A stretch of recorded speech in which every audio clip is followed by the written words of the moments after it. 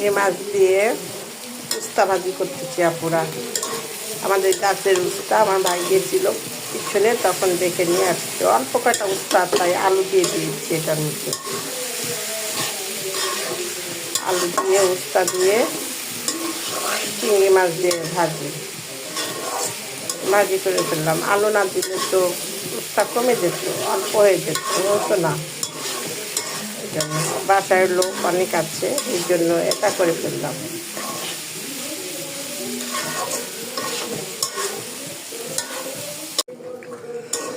এই যে দেখেন আমার উস্তা ভাজি, আমার চিংড়ি মাছ দিয়ে উস্তা ভাজি হয়ে গেছে।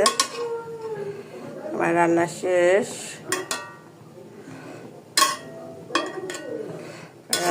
হয়ে গেছে।